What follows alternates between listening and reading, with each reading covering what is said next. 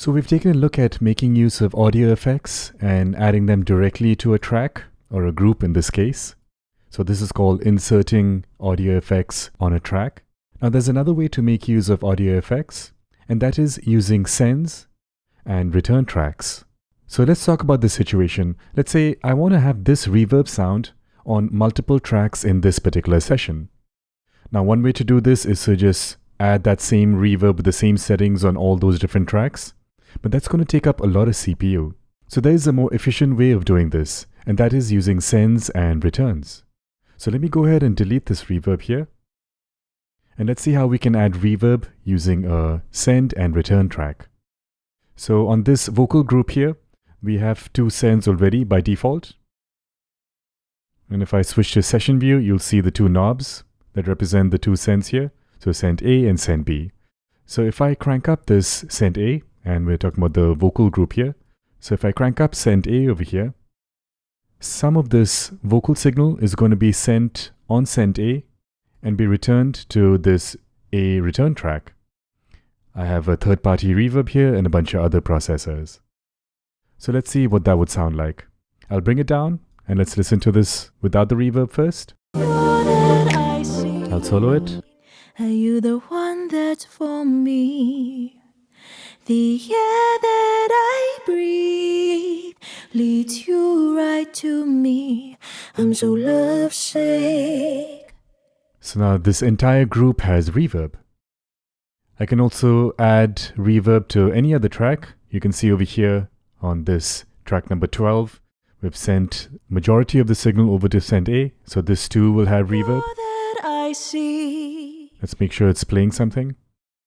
Alright, so that track is not playing over here, so I'll just move back a little bit to the part where it's playing. And if I unfold the track, we can see here there's that send A. Is it really contagious? Same for this track here. This thing we're both catching on. Am I the only infected? This high that I'm So this way you can easily add any particular effect onto your entire session without worrying too much about excessive CPU usage. Now send A over here has reverb, but we also have send B, and I have a delay on this. You can add more return tracks if you want, so go to create and choose insert return track, and now I have a third return track. Let's go ahead and add an effect in here. So I'm going to go to the audio effects category. Let's load in a chorus. So under pitch and modulation, we'll find the chorus-ensemble. Let's load that onto the C return track. You want to make sure that the dry wet is all the way up to 100% when you're using an effect on a return track, because the dry sound is going to be heard directly on the track itself. So this should just be the process signal. Whereas when you're adding an effect directly on a track, like a reverb directly on the track like earlier, you want to bring down the dry wet so you hear a little bit of the processing and also the original dry sound. Alright, so let's hear this chorusing. Let's just listen to the vocals. So this has reverb, and let's also add some chorus.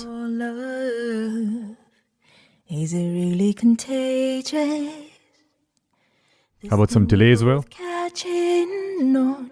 Am I the only infected? This high that I'm burning from. Excellent. Now let's talk about a specific situation when it comes to drums. I may not want to add reverb to the entire drum kit. So when I send this entire signal over to the return track, let's say return A, which has reverb, the entire drum kit will have reverb. But with drum racks, we have a solution for this. And I've already set it up over here. You can see in this drum rack over here, I have a return chain built in. You can create these by just right-clicking and choosing to create a return chain. So let me add a second return chain. The first one was already set up, and its audio 2 section was set to go directly to return track A. So that way I don't even have to add another reverb here. I can just use the main reverb on the A return track. Let's do the same for B here. Now I could just add an audio effect here and use a unique effect just for this drum rack. But I just want to share the main delay on return B, so I'll select that. And now switching over to session view, let's scroll to the drum track here. You can see I've unfolded this so we can see all the individual elements from the drum rack. Now if I want any sound to have reverb, I can crank up send A. And if I want any sound to have delay, I can crank up send B.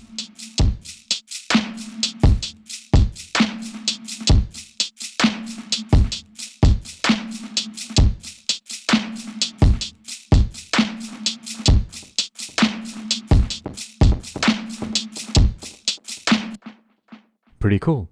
So that's how you can use audio effects using sends and returns in Ableton Live.